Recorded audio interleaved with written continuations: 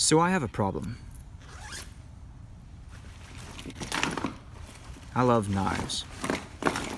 And these are just a few of the knives that I have. I keep in a duffel bag in my closet. And as you can see, they're knives of all shapes and sizes. Some of these knives were gifts to me, some of them I bought. Some of them were from my late father. Like here, I bought this one at a random marketplace in Uganda. I don't know, maybe a ritual circumcision knife. And here's an AK-47 bayonet that my wife bought me for my birthday years ago. Just odds and end knives. But nothing like a good, practical hobby, right? Well, you may recall, about a year and a half ago, I did a video about this knife. I put it through what I call a torture test. Now this is a piece of junk knife. I bought it for $8 at Harbor Freight. I took it up to the mountains, and my son Noah and I, we did a series of tests with it. And you may recall that this knife came with a little survival kit, a little fishing and fire starting kit, has a compass under this little screw-on lid here. We did a lot of stuff like this right here with this knife. And when I say a lot, I mean 30 plus times.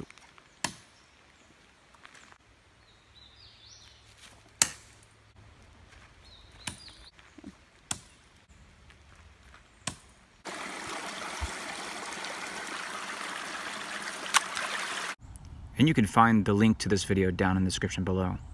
But I had a great comment from Joe. He said, "Hey, spend the extra $2 and buy a Mora 511. You won't be sorry."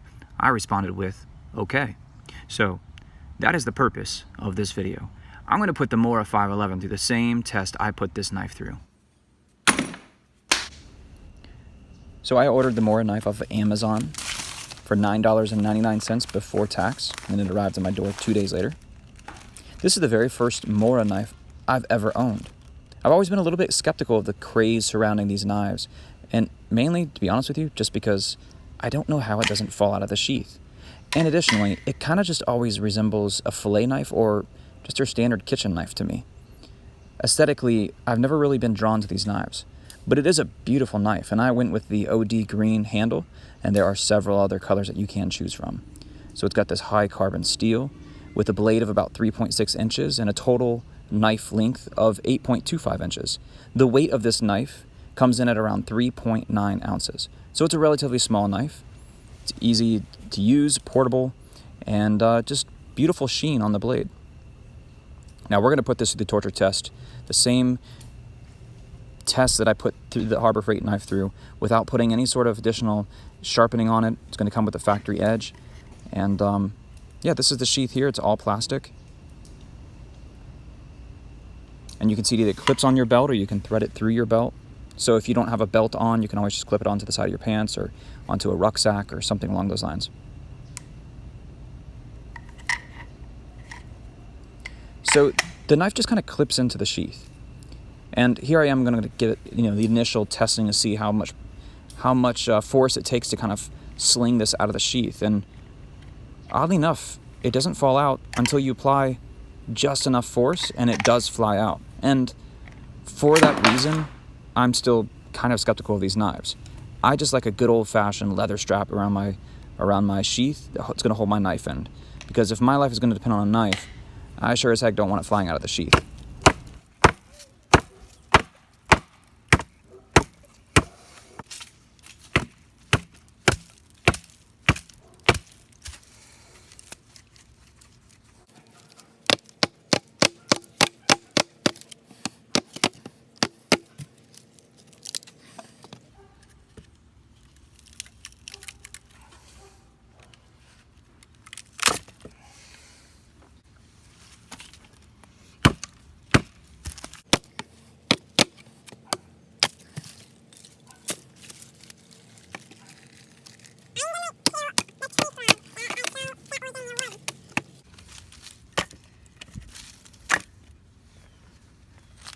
Now I'm going to really abuse this knife here and try to hammer it through the middle of this log. This log is way too big for this little knife to split, but it's more about giving the handle the concussions with this other log as I'm battening it down. I want to see if it does any cracking or any distress to the actual handle. And it actually seems like it held up perfectly fine with as much concussive force as I gave it.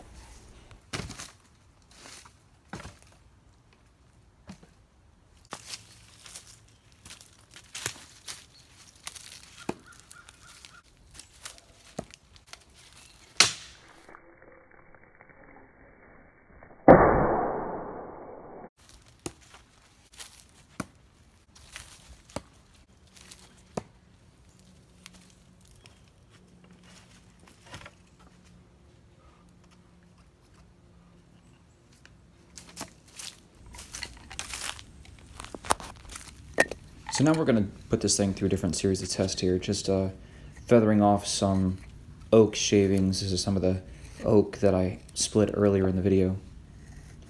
But this Mora 511 has a edge called a Scandinavian grind, or for short, Scandi grind. This is huge within the bushcrafting community, and it kind of has what they call an overbite, meaning if you're working with wood, sometimes it does a little bit too much. It's a little bit too good at shaving off wood. So if you're looking for real fine cuts, like these little feathers that I'm trying to flake off here for maybe fire starting material, sometimes it bites in a little bit too deep and it wants to take off too much material.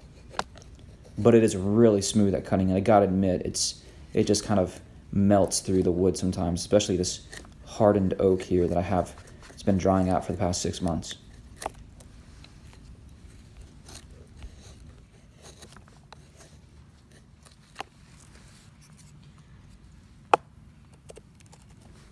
So this is just about a right size wood that you want to split with the Mora 511 and this 3.5 inch blade. Anything much bigger than these chunks of oak and you kind of have too much to work with, but this is a good thickness and it just kind of, like I said, sinks right through this little piece of a log here. This will get you some good fire starting material.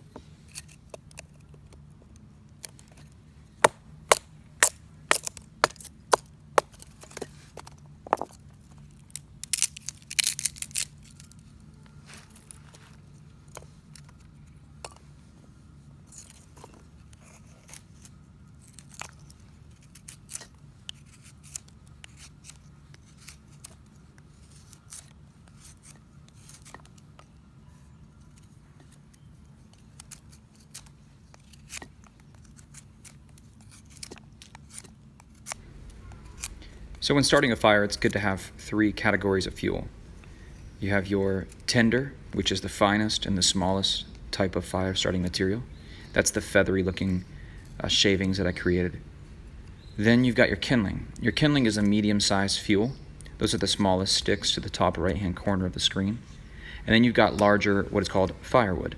And this is what's going to be used to sustain your fire over long periods of time. So what I do is I take the time to prepare for starting the fire, and I separate my fuel into these 3 categories: my tinder, my kindling, and my firewood. Now, one of the things I always keep on hand is a ferro rod, and this is made by Holtzman's, and it comes with this little lanyard with a multi-tool attached to it that you can use for a number of different purposes. And you can find this ferro rod, which I really like, and I'm glad I purchased. You can find this on my Amazon influencer page, which is linked down in the description below. Now, what I'm realizing about the Mora 511 is that it doesn't have the hard 90-degree, the very blunt corners on the back edge of the knife. So I'm not able to create or throw a spark on a ferro rod with the Mora 511. So what I'm doing is I'm taking a little bit of dryer lint, which I highly recommend you keep around, especially like in a bug out bag or with your camping supplies, your backpacking gear. Just keep it in a Ziploc bag, because dryer lint is very combustible. So what I'm doing is I'm just taking the sharpened edge of the Mora and I'm just very, very slightly shaving off some of the magnesium off of this ferro rod. And I'm creating a small little pile of magnesium kind of inside this little nest of dryer lint. So you want to think in terms of escalation of size and longevity of fuel. So I started with the magnesium, which is going to burn hot, but it's also going to be very fast. It's going to go out quickly. Then it goes to the dryer lint, which is going to be the next level up of heat and length of burning. And then I throw on my tinder, then I throw on my kindling, and lastly I'm going to go with my firewood. So as you can see, I had to use the sharp edge of the Mora 511. This is one of the drawbacks of the Mora 511, is that I cannot throw a spark with the back side of the blade like you can with most knives. Like, I particularly enjoy the Ontario survival knife that's usually issued by the U.S. Army, especially the pilots. It's a survival knife that has a very blunt back edge that you can throw very large, kind of like molten lava sparks off of a ferro rod like this. But with the Mora 511, you just can't do it.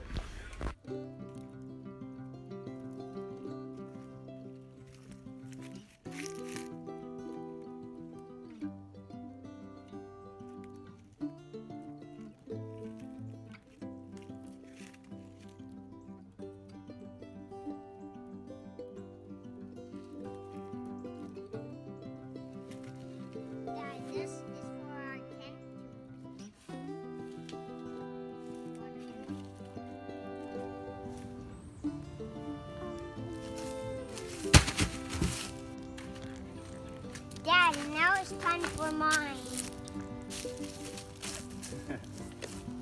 Whoa!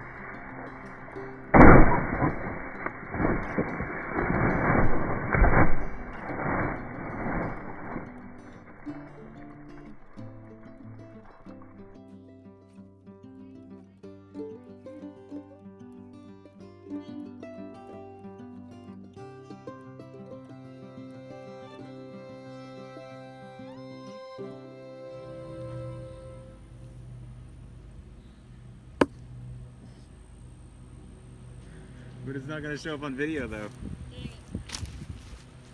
Here, maybe I'll just walk it around like this. Okay, come on, at least I made it. You did make it. Good job.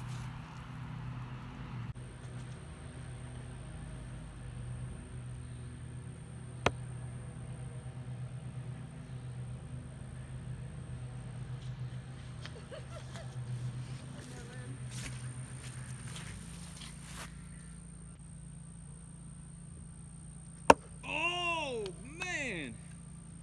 Sweet. Dad, look at this. I got it. Believe it or not, throwing a knife like this is potentially one of the most destructive things you can do with a knife. Just so much concussive force being dealt to the handle and the blade, especially in, you know, relatively hard wood. When I was about 9 or 10, I won a 5.5-inch Schrade knife, and I love that knife. It was a beautiful knife, and unfortunately it fell out of my sheath when I was in my church parking lot, and someone drove over it. Fortunately, it didn't damage their tire, but it destroyed the knife. So I want to see how this knife holds up to me driving over it.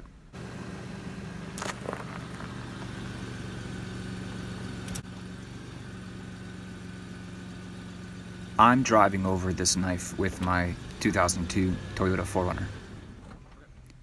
And as you can see, the knife held up perfectly. I mean, it's caked with mud and clay, and maybe acquired a few more scratches in the handle or blade after doing this. But this is phenomenal for a knife to be able to withstand a car driving over top of it. It is remarkable and speaks to the quality of this knife. Now I know what you're thinking. Yeah, but let me see you drive over it on some pavement, something that's actually really hard. I bet it won't hold up that. Well, let's give it a shot.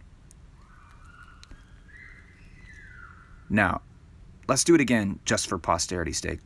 You know, to be all scientific and such. And as you can see, the Mora 511 held up flawlessly. Another feature I really like about this knife is the fact that you can grab this knife, clip it on your belt, and keep walking without having to unlatch your belt like some kind of creep or something. And you're good to go. It's time to give this knife a bath, give it a final inspection, see what kind of damage we have to the blade, to the handle. So, rub-a-dub-dub.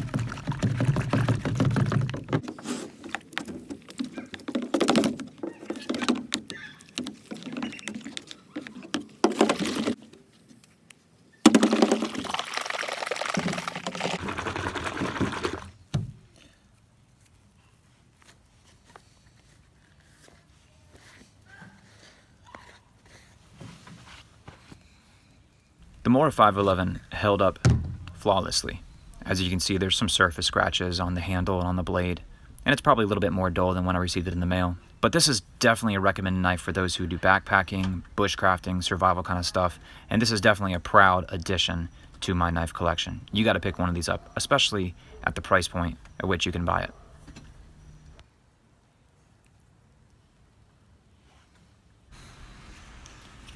Well, that's it for this video. I really appreciate you guys watching. If you enjoyed this video, go ahead and give it a thumbs up and subscribe for more videos like this. We'll see you guys in the next one. In the meantime, keep it real. Watch out, heads up. Uh-oh. Yeah.